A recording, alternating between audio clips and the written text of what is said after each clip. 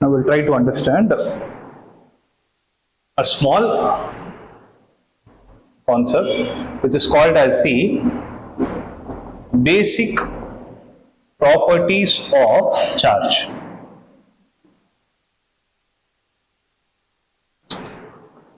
So now we'll understand one thing. See, if I have an object, right, when I say it is positively charged, it is losing electrons. When I say it is negatively charged, it is gaining electrons. So the question is, if I have an atom like this, right, if I have an electron, the question is how many electrons can get lost or gained for that material to get charged. For example, if I say the material has lost an electron, one electron, then what will be the charge attained by it? What will be the charge attained by that material? So charge is represented by the symbol Q. And you know that the electric charge is represented by the symbol E. This you would have seen it. What is the value of electric charge of an electron? Charge 1.602 into 10 power minus 19. You would have learned this. If not, at least know it now. So if I say Q is there, so the question is, how many electrons can get lost or gained by the material? Let's say the material has lost one electron. Does it make sense? Are you able to accept, okay, one electron might have got lost? If I come and tell you it has lost 1.25 electrons, does it make sense? So either one electron has to get lost or two electrons has to get lost. So there is no intermediate between this 1 and 2. Right? So can I say the charge that is attained by the material, irrespective of whether it is positive or negative, it has something to do with the charge of an electron. So let's say it has something to do with the charge of an electron, but how many such electrons can get lost or gained? It can either be 1, 2, 3, 4, something like that, which basically fall under, I'll call it as N for instance now, right? So Q is equal to Ne. For this, I can add the symbol plus or a minus. Why? For example, it is plus or minus, not plus and minus.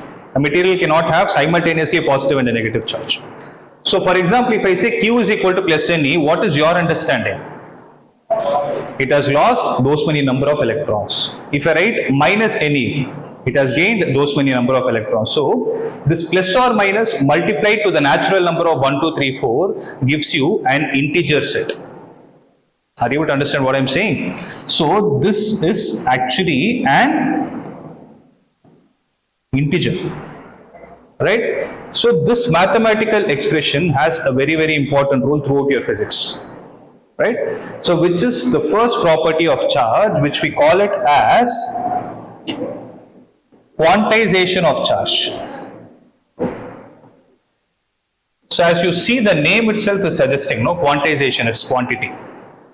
The quantity that is gained or lost by that material. So quantization of charge, what does it mean?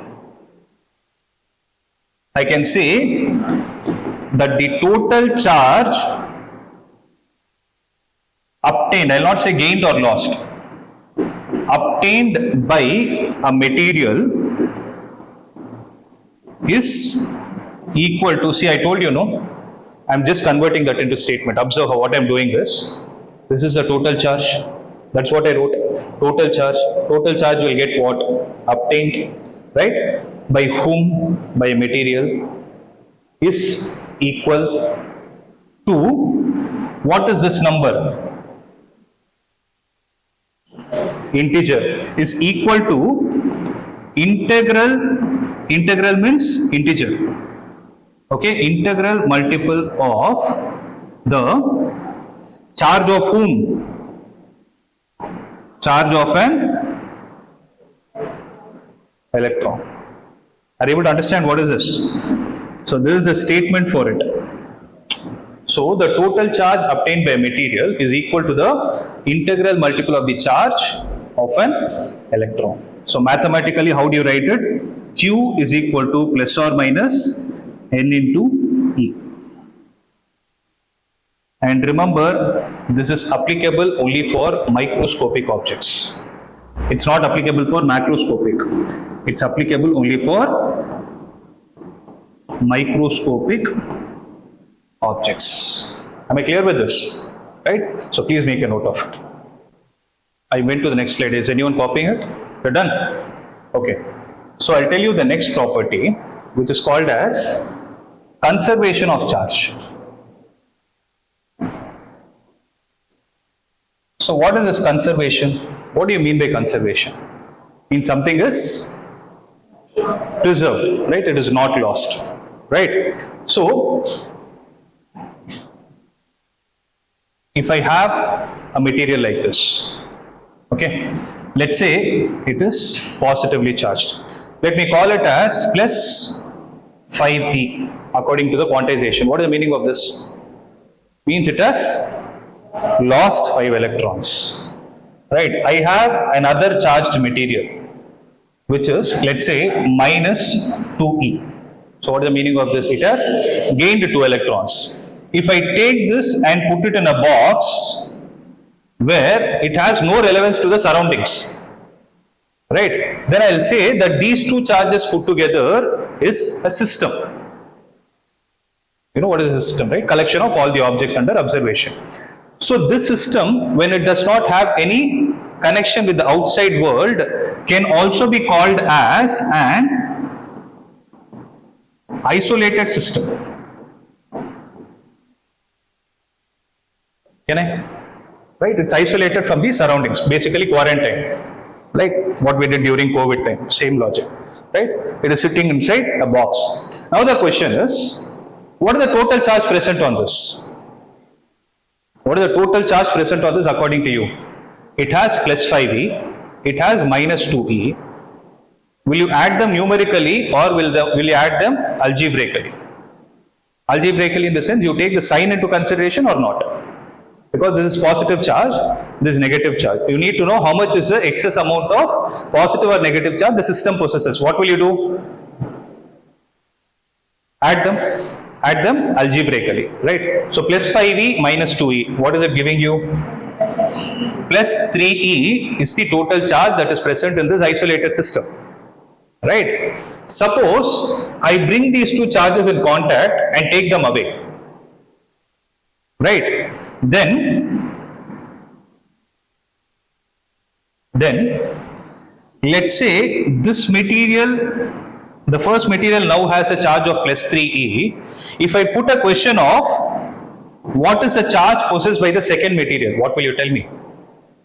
Provided it is still an isolated system, what will you tell me?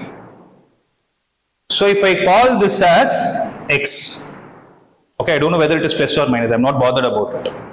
My logic is, here I know I have plus 3e, here how much do I have?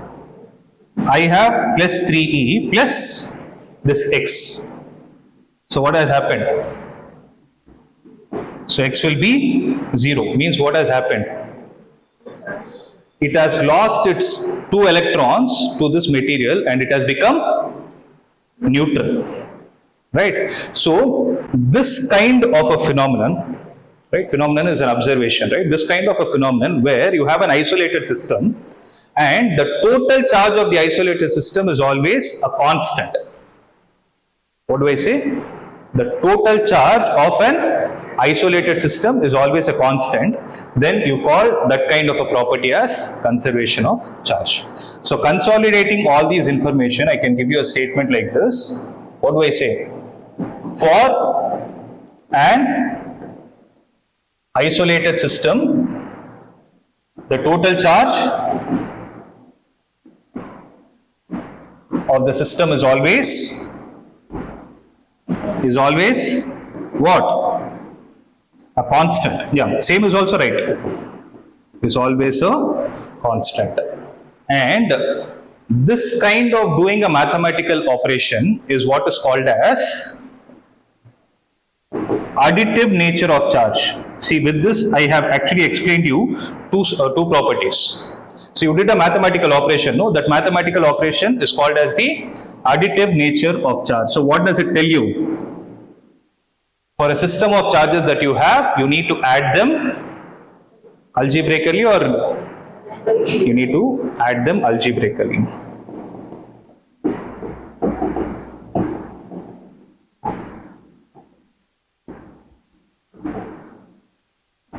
For an isolated system, the total charge is what? Is an algebraic sum of whom? Of individual charges present in the system. See, here one point I would like to add is, it's not necessary that you always need to have an isolated system for additive nature. I can have an open system also. There also what will happen is, we are trying to add them. What will happen? You need to add them algebraically. Means you need to ask a question which is positive charge, which is a negative charge, and then add it. Are you able to understand? I just added the word isolated system so that you will add, you will have a connection between these two terms. Am I clear with this? Right? Just make a note of it. Okay, till now we were discussing things theoretically, but you didn't understand, no? What is this redistribution, all those things. So for that we need to actually visualize how exactly charges are going to behave. Right? So shall we do a small activity to see that? Who's coming? Who wants to come and try? No? You? Come. You will not get any shock or something, don't worry. It's not that much charge also. It's a very, very, very basic activity. Okay? Can you explain them what do you have here? So this is what material is this? Plastic. You have a plastic material. And what are you able to see at the bottom? Aluminum foil. You are able to see an aluminum foil, and what are there here? Foil balls. So balls are there, and you have some? Foil. These are also. Thermoballs. So you have some thermocol balls also here. Okay. So when you see it from this angle, how is it appearing to you? Like, where are the balls actually? They are settled at the bottom. They are closer to the aluminum foil which is spread at the bottom, the bed. Okay. Now, the question is, if you take this cloth, okay, how much ever energy you have, apply and rub it on the top.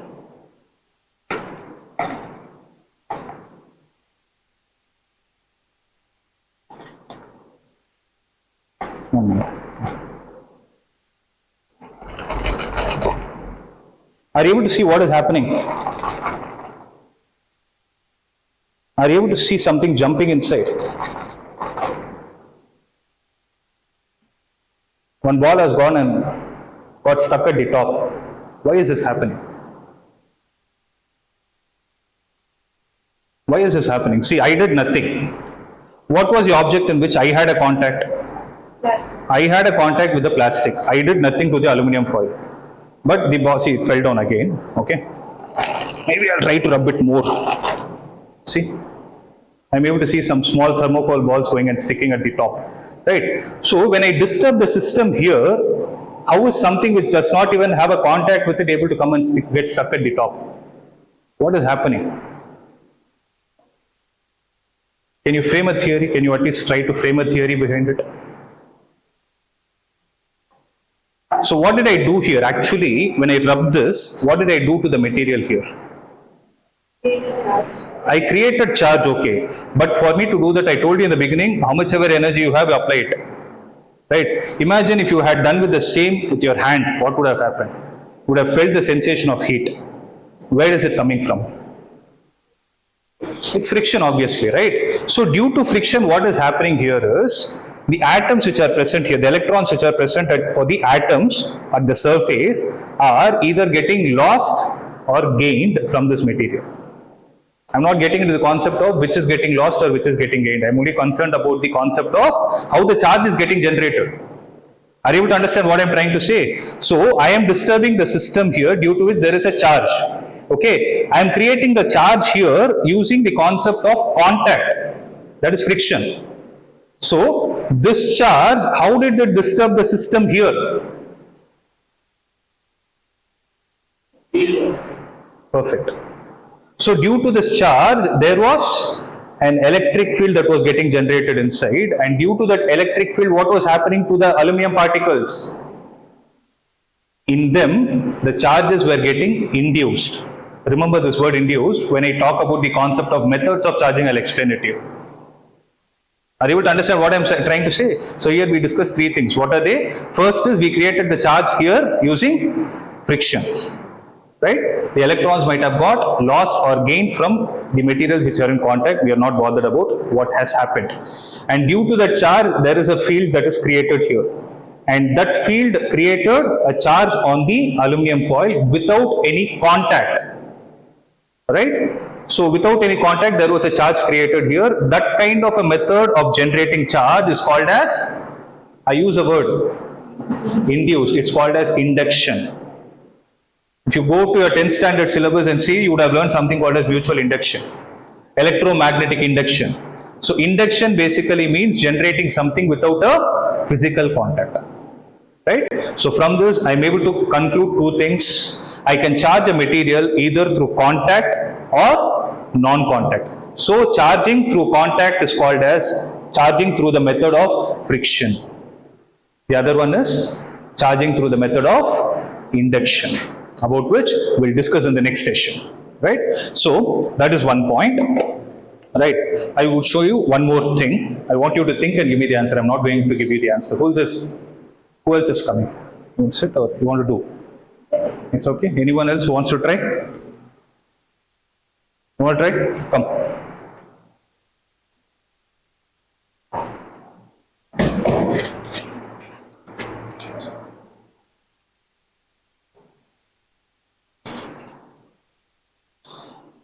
So, I have a notes app here. Okay? I have a notes app in which, are you able to see this? What is this? What symbol is that?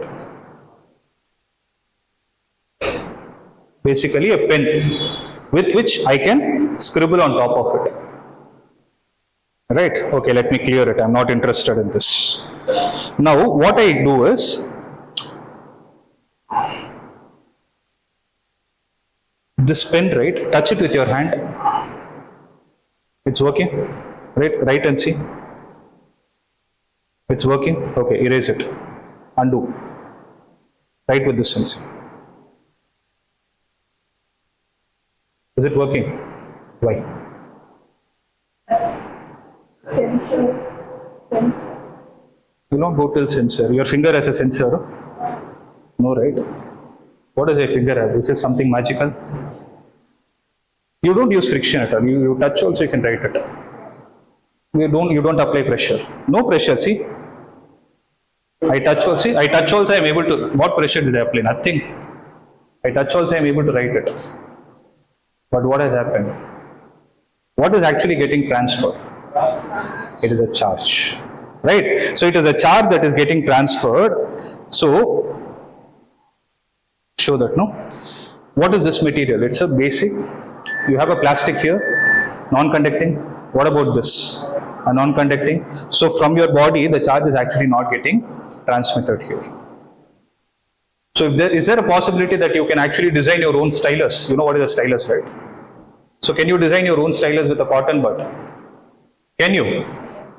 If at all, you are able to cover this with a conductor, and from the conductor, from your body, the charge has to flow to this through that conductor. Like what you told is right. You can use an aluminum foil. Right? When you cover it with an aluminum foil, try to write and see, it will work. But that is not the only concept here.